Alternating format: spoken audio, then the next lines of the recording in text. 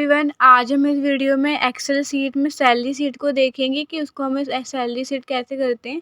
तो यहाँ पे हमने employ ID, name, monthly salary, working day, कितने कितने काम किया है, ओवर टाइम और प्लस यहाँ पे हम देखेंगे कि ओवर टाइम डे अमाउंट कैसे निकालेंगे, ओवर टाइम डे कैसे निकालेंगे और प्लस ओवर टाइम अमाउंट कैसे निकालेंगे, ग्रोस सैलरी और ईएसआई और नेट पे के बारे में देखेंगे। तो सबसे पहले हम यहाँ पे वर्किंग डे अमाउंट देखते हैं। वर्किंग डे अमाउंट को निकालने के लिए आपको इजिकल टू वर्किंग डे की रेंज लेंगे। वर्किंग डे की रेंज लेने के बाद यहाँ पे आपको इंटू करना है मंथली सैलरी से। मंथली सैलरी से इंटू करने के बाद डिवाइड करना है जितना मंथ, जैसे 31 का महीना है तो आप 31 लिखोगे। अगर आपका 30 का महीना है तो 30 लिखोगे यहाँ पे हम। तो यहाँ पे हम 31 टाइप करेंगे ताकि यहाँ पे हम वर्किंग डे अमाउंट को निकाल सकें।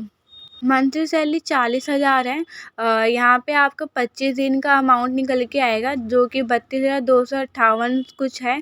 अब यहाँ पे ओवर टाइम दे रखा है, हमारा ओवर टाइम है। अब यहाँ पे ओवर टाइम डे निकालेंगे कितने दिन में ये कन्वर्ट हुआ है। तो सबसे पहले आपको इक्वल टू और ओवर टाइम की रेंज लेने, डिवाइड करने कितने घंटे की ड्यूटी है। जैसे कि यहाँ पे हमने 8 घंटे की ड्यूटी लिखी, लेकिन नॉर्मल कंपनी में 8 घंटे की ड्यूटी ही होती है, तो इसलिए हमने डिवाइड किया यहाँ पे 8 से। उसके बाद आपको कंट्रोल डी करनी है डाउन साइड पेस्ट करने के लिए। जो ये पॉइंट आ रहा है इस पॉइंट को हम कट कर देते हैं, यहाँ से हम हटा देते हैं। जो ये 6 है, 45 घंटे उन्होंने काम किया तो ये 6 दिन में कन्वर्ट हो जाएगा आपका। तो अब यहाँ पे ओवर टाइम अमाउंट निकालेंगे, 6 दिन का कितना अमाउंट निकलेगा हमारा। इसके लिए आपको इक्वल टू और ओवर टाइम डे का हम रेंज लेंगे, इंटू करना है मंथली सैलरी से और डिवाइड बाई 31। अगर आपको 31 का महीना है तो आपको 31 ही रखना। अगर आपको 30 का महीना है तो आपको वहाँ पे 30 ही लिखना पड़ेगा। तो यहाँ पे हम 31 ले रहे हैं, डिवाइड करेंगे 31 से।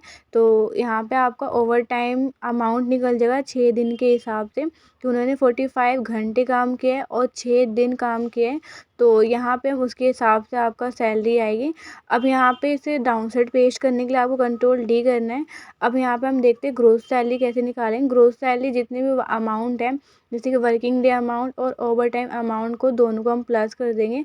तो is equal to working day amount plus overtime amount को प्लस करने से यहाँ पे आपका ग्रोस सैलरी निकल जाएगा। उसके बाद एंटर करना है और कंट्रोल डी करना है डाउन साइड पेस्ट करने के लिए।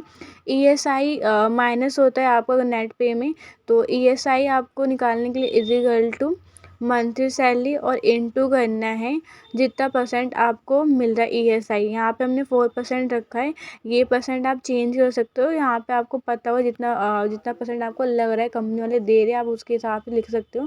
तो यहाँ पे हमने 4% लिखा हुआ है और एंटर करना है और कंट्रोल डी करना है डाउन साइड पेस्ट करने के लिए।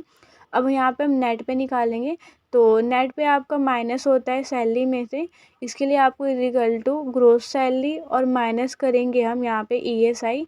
डाउन साइड फॉर्मूला पेस्ट करने के लिए कंट्रोल डी करेंगे यहाँ पे। आज के लिए इतना ही।